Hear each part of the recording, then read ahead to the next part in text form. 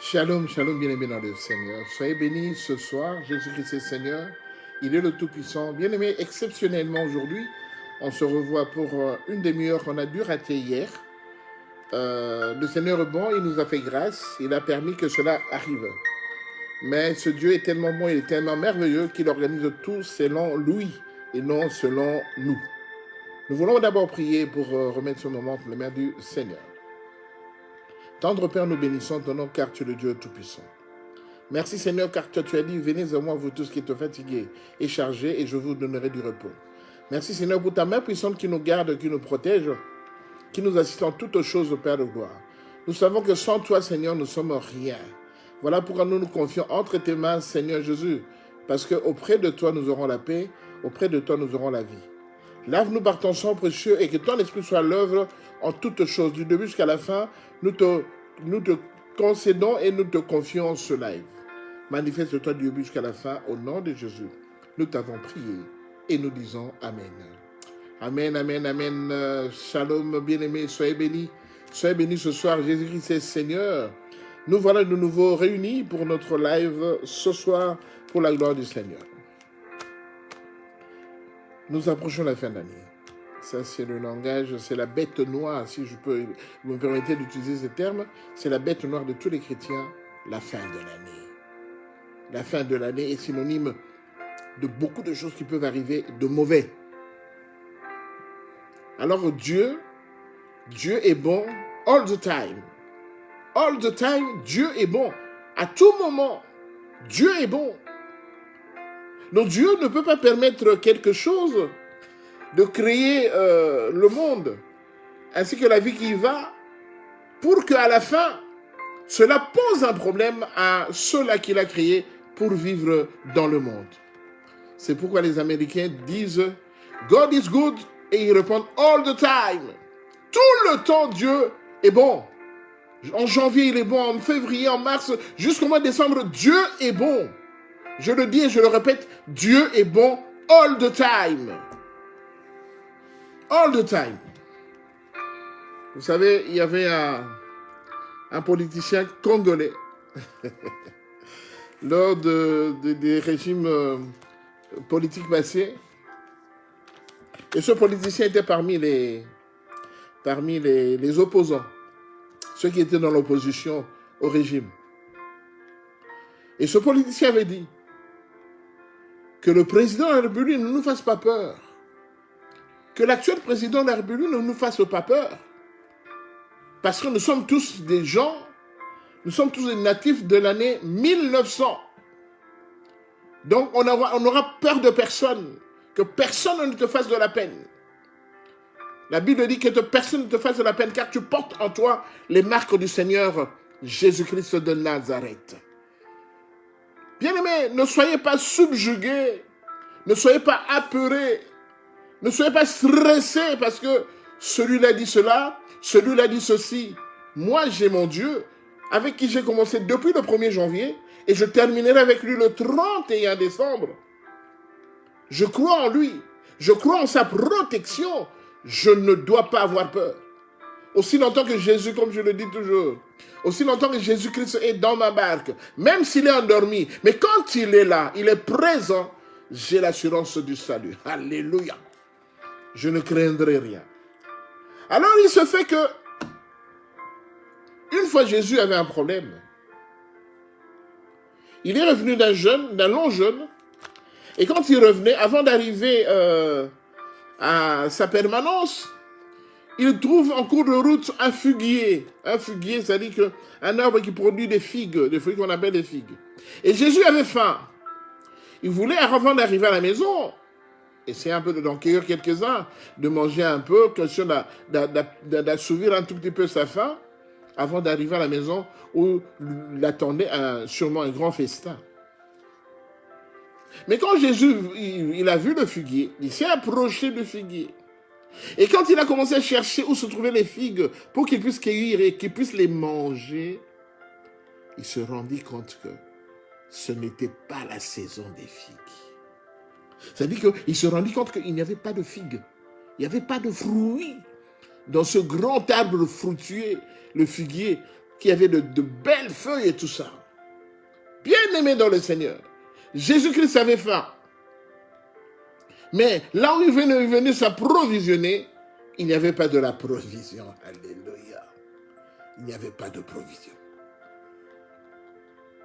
Et Jésus-Christ, il a dit, c'est dans le livre de Matthieu, dans le livre de Jean, chapitre 2. Jean, chapitre 2, du verset 3 jusqu'au... Non, pas Jean, chapitre 2, excusez-moi. Matthieu, chapitre 21. Matthieu, chapitre 21, verset 19, excusez-moi. Matthieu, chapitre 21, verset 19. La Bible dit, voyant un figuier sur le chemin, il s'en approcha, mais il n'y trouva que des feuilles. Et il lui dit, que jamais fruit ne naisse de toi. Et à l'instant, le figuier sécha. Il s'approcha de fruits, croyant y trouver des figues, mais il n'en trouva point. Il avait faim. Et il dit ceci, que jamais fruit ne naisse de toi. Et la Bible dit que, quand il a dit ça, à l'instant, le figuier sécha. Est-ce que vous comprenez? Il a dit, comme je voulais manger, j'ai faim, et que je viens auprès de toi, et qu'il n'y a pas de figues, alors je te maudis. Appelons le chat par son nom. Je te maudis.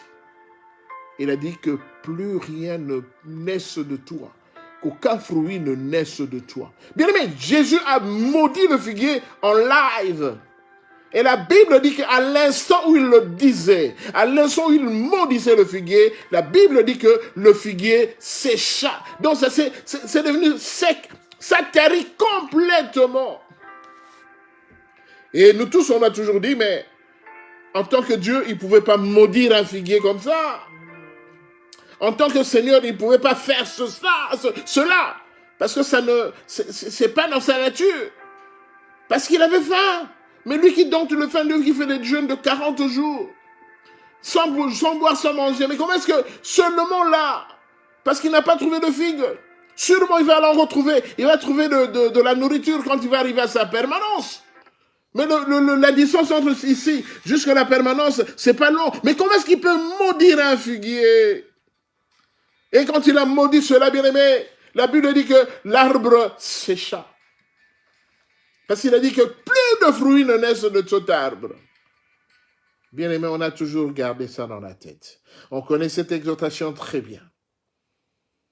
Même si ce n'était pas la saison des figues, parce que on dit là, dans la Bible, on dit plus tard que ce n'était pas la saison des figues. Même si ce n'était pas la saison des figues, il n'avait pas à le dire. Il n'avait pas à le dire. Mais Jésus l'a dit pourquoi? Pourquoi Jésus l'a dit? Lui qui est Dieu. Lui qui est Dieu. Pourquoi l'a-t-il dit? Alors on se souvient d'une histoire qui s'est passée pour avoir l'explication au comportement de Jésus de tout à l'heure. Il y a une histoire qui s'était passée lorsque Jésus était né, il est devenu adolescent. Il a commencé à œuvrer dans son ministère et qu'ils ont été invités à une fête de mariage dans les noces de Cana. Arrivé aux noces de Cana, il se fait que tout le monde connaissant Jésus et qu'il était accompagné avec sa famille et que quand le vin a manqué, le responsable de la fête, celui qui avait organisé le mariage, est venu trouver Marie parce qu'il savait que Marie était la maman de Jésus et que Jésus étant Seigneur. Donc on sait qu'auprès de Jésus, la solution allait sûrement se retrouver. Et quand il s'est approché de Marie, il a dit à Marie, maman Marie, on a un problème. On n'a plus de vin. On n'a plus de boisson. Or, nous savons tous bien aimés dans le Seigneur que dans une fête, quand il n'y a pas de boisson, quand il n'y a plus de boisson, ça va un peu compromettre l'état, le déroulement de la fête. Parce que la boisson, c'est de détendre les gens. La boisson, c'est ce qui permet aux gens de communiquer, de discuter. La boisson, c'est ce qui permet d'attendre l'arrivée des mariés, l'arrivée de la nourriture. Donc, la boisson, c'est un élément important pour essayer de tenir pendant une fête, surtout une fête de mariage. Alors Marie étant saisie de l'affaire, Marie est allée voir Jésus. Il lui a dit, Jean chapitre 2, du verset 3. Marie est allée voir Jésus. La Bible dit ceci, le vin ayant manqué, la mère de Jésus lui dit, écoutez bien, la mère de Jésus lui dit, ils n'ont plus de vin. Ils n'ont plus de vin. Marie est venue directement près de Jésus. Il lui a dit, ils n'ont plus de vin. Donc cela sous-entendait qu'auprès de toi, il y a possibilité d'avoir du vin. Cherche, trouve une solution. Il n'y a plus de vin. Mais pourquoi Marie lui a dit ça? Pourquoi Marie lui a dit ça? On va le voir tout à l'heure. Alors, le vin ayant manqué, la mère de Jésus lui dit, ils n'ont plus de vin. Verset 4, Jésus lui répondit, femme, qu'y a-t-il entre moi et toi? Mon heure n'est pas encore venue.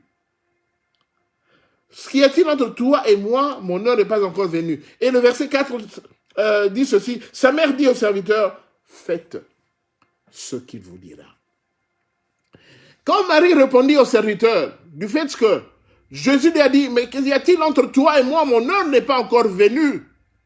Et Marie directement dira au serviteur, faites ce qu'il vous dira.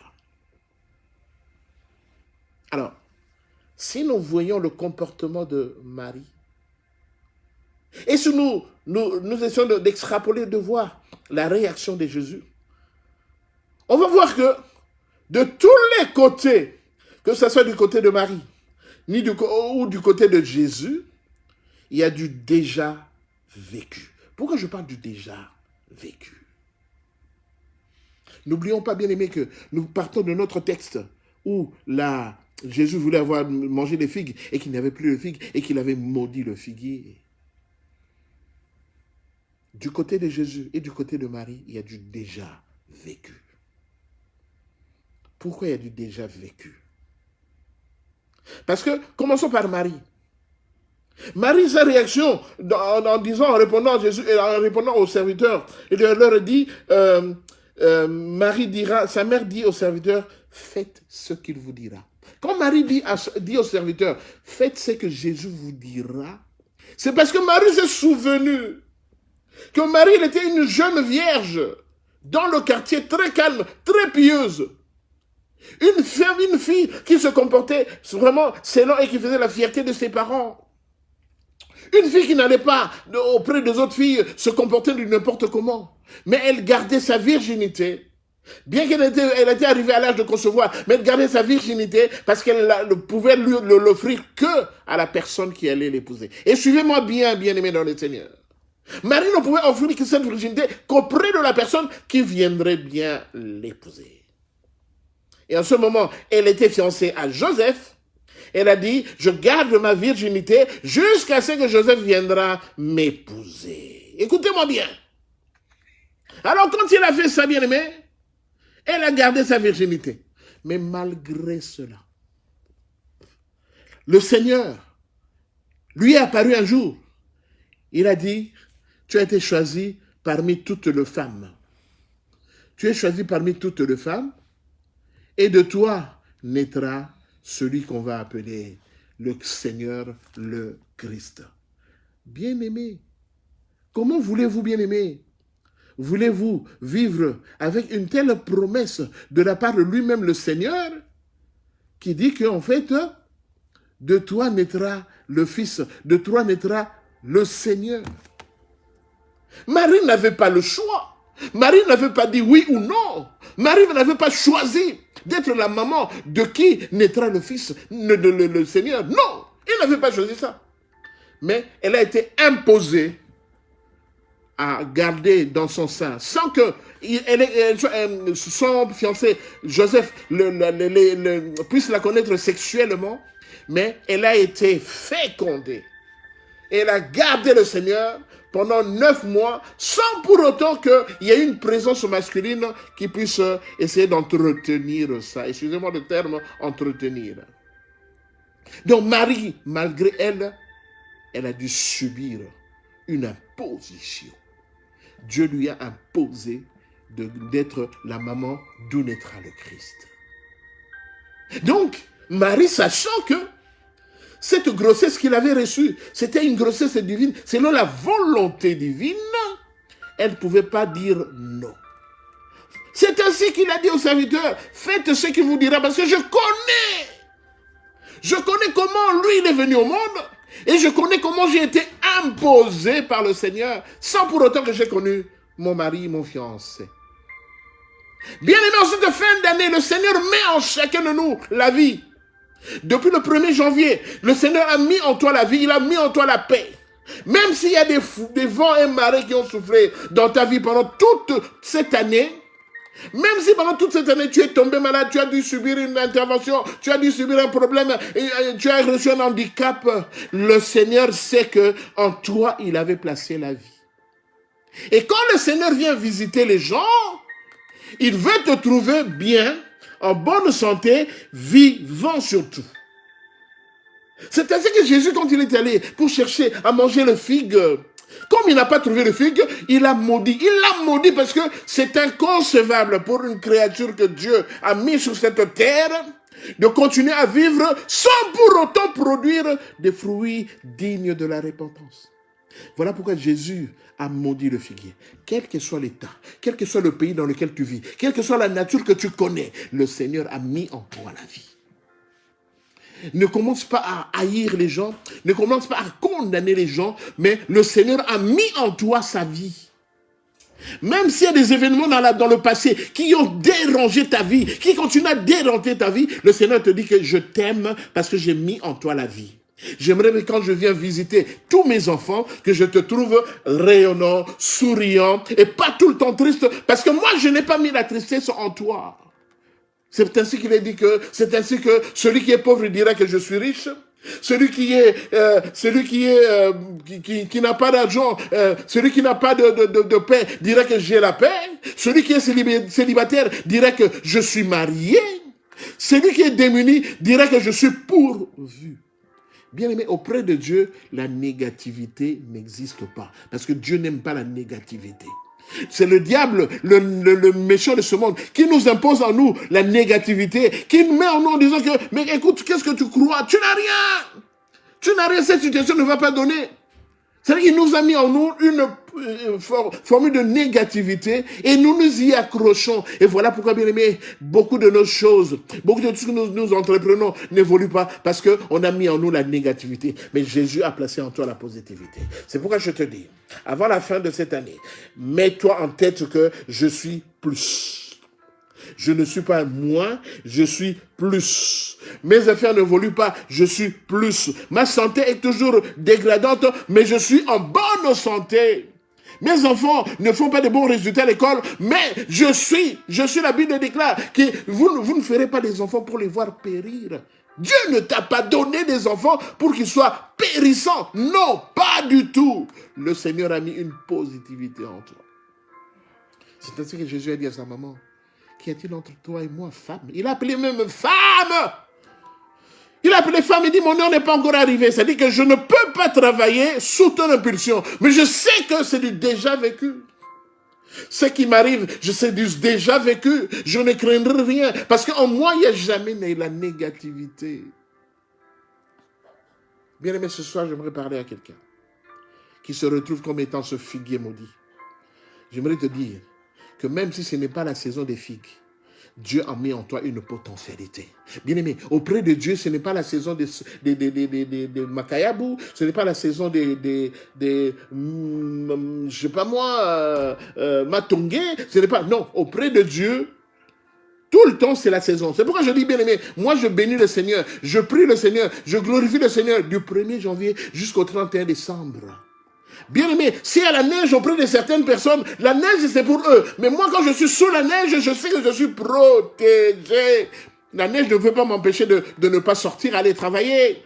La neige ne peut pas m'empêcher de ne pas sortir, aller rechercher. Bien aimé, nous ne sommes pas comme tout le monde. Parce que Dieu a mis en nous une positivité. Tu es positif.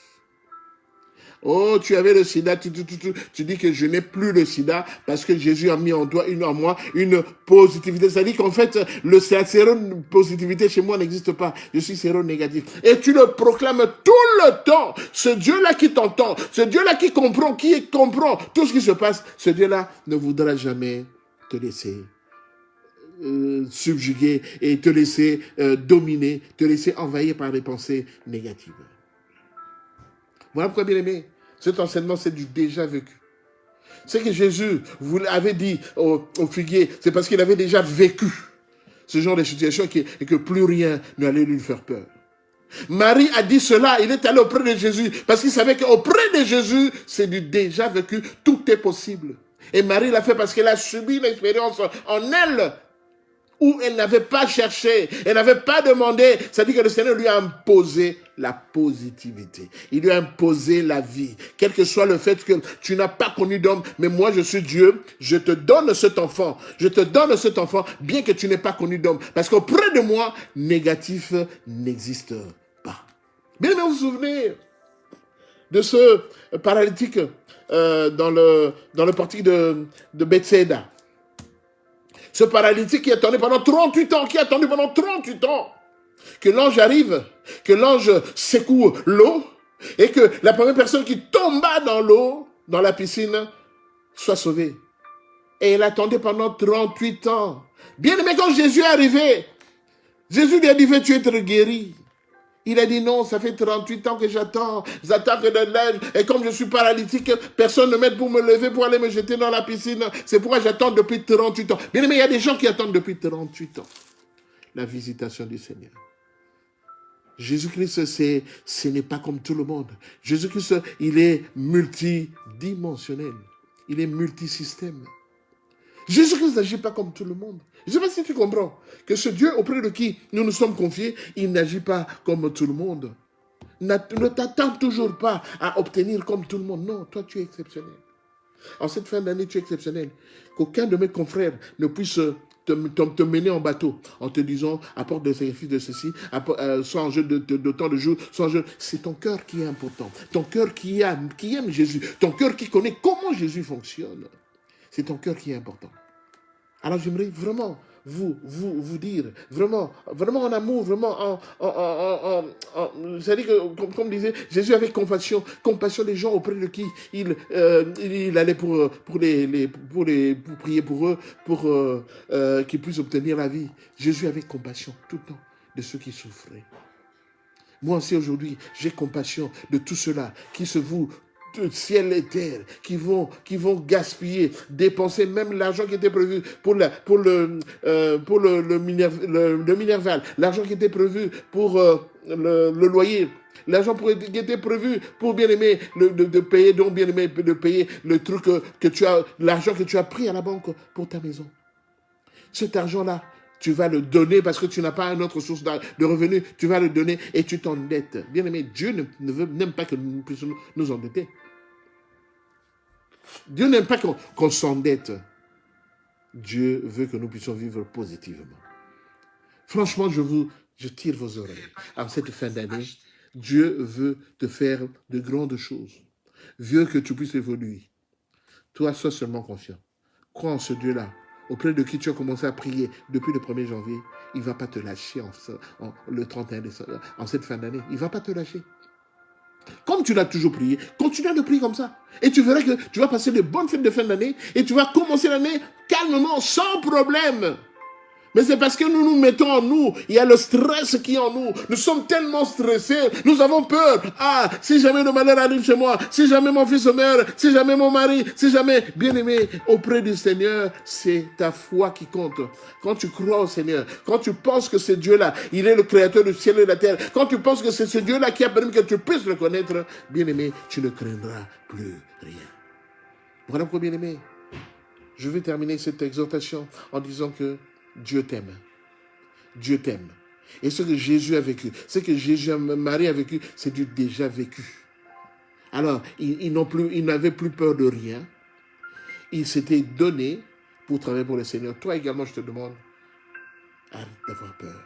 Arrête de stresser. Ce Dieu-là qui sait que tu as une famille. Ce Dieu-là qui sait que tu as une femme, tu as des enfants. Ce Dieu-là qui sait que tu veux faire les grandes choses. Il ne t'abandonnera pas. Il ne te délaissera pas. Là où tu es, je t'envoie juste une petite prière pour que cela puisse encore t'aider à pouvoir encore te mettre dans les dispositions pour continuer à prier encore plus. La Bible dit prier sans cesse. Mais ne multiplie pas de vaines paroles qui n'ont rien à voir avec le Seigneur. Prie normalement comme tu as toujours prié. Tu confies ta vie par rapport à tout ce qui va venir, les fêtes, les fins d'année. Tu te confies entre les mains du Seigneur et que lui-même, le Seigneur, puisse encore te garder. Parce qu'il va te garder, il ne va pas te lâcher. S'il t'a gardé jusqu'à maintenant, il ne va pas te lâcher à partir de maintenant. Non! Il t'a gardé depuis le 1er janvier, il continuera à te garder, à te protéger. Là où tu es maintenant, je t'envoie cette prière. Prions. Seigneur Dieu Tout-Puissant, tu es le Saint d'Israël, tu es le bon berger. Rien n'est au hasard quand on s'approche de toi. Parce que la Bible déclare que celui qui s'approche de Dieu doit d'abord croire qu'il est Dieu et qu'il est le rémunérateur de ceux qui le cherchent. Papa, ce soir, je viens t'abandonner mon frère et ma sœur, Père. En ce cheminement vers la fin de l'année, Seigneur, je sais qu'il y a beaucoup de bruit qui souffle d'une façon ou d'une autre, Père. Mais je sais que, Père de gloire, toi, tu es celui-là qui s'est levé pour calmer la tempête quand la tempête sévissait afin que pousser les disciples à croire qu'ils allaient périr. Mais toi, tu as calmé la tempête. Ma prière ce soir est que tu puisses calmer la tempête qui souffle tout autour de mon frère, tout autour de ma soeur. Qu'il puisse calmer cette tempête, Père de gloire, qui fait pousser mon frère à devenir stressé, à devenir inquiet. Alors que, Père de gloire, chez toi, il n'y a point d'inquiétude parce que tu es notre protecteur et tu es notre assureur. Voilà pourquoi, Seigneur Jésus, j'anéantis toute la puissance négative qui va essayer d'empêcher mon frère de vivre cette fin d'année avec le Seigneur. Je les anéantis et cela au nom de Jésus. Que ta paix touche son cœur, que ta paix remplisse son cœur ainsi que sa famille et que toi, je puisse encore te glorifier, Père. Parce que toi, tu as dit, je vous ai aimé depuis le début du monde. Seigneur, tu nous as aimés, Père de gloire. Tu ne vas pas nous abandonner, mais tu nous as aimés et cet amour va continuer croissant pour notre bien. Laisse que ton sang précieux couvre tout un chacun de nous et que ton esprit soit à l'œuvre en toutes choses, Père. Saint-Esprit de Dieu, je suis tout oui. Mon frère est tout oui, ma soeur est tout oui à toi. Seigneur, parle, comme disait Samuel, il a dit, parle Seigneur, ton serviteur écoute. Seigneur, nous t'écoutons. Fais de nous ce que tu veux et que ta grâce et que ta main puissante puisse nous protéger en cette fin d'année. Merci pour tout ce que tu accompliras, Père de gloire, parce que tout ce que tu as fait, toutes tes réactions, c'était du déjà vécu. Et à partir de ce déjà vécu, Père de gloire, je sais que tu es capable de beaucoup de choses, de transformation dans nos vies.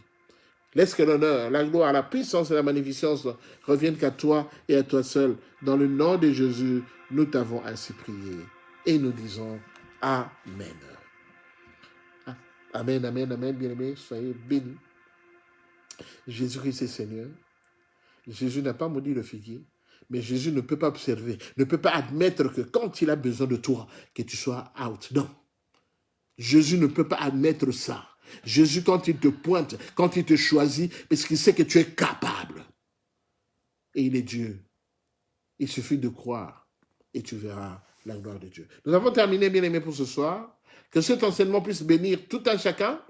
Je sais que beaucoup ont été bénis par cet enseignement et que la paix du Seigneur soit encore auprès de vous. Ne baissez pas les bras. Vous êtes plus fort que ce que vous ne pensez. Vous êtes plus fort que ce que les gens essaient de coller sur votre personnalité. Vous êtes plus fort que cela. Soyez bénis, bien-aimés. C'était un réel plaisir de passer ce moment ensemble avec vous. Le Seigneur promettra que nous puissions nous revoir le lundi prochain à 8h30 pour notre live de début de semaine. Soyez bénis. Shalom.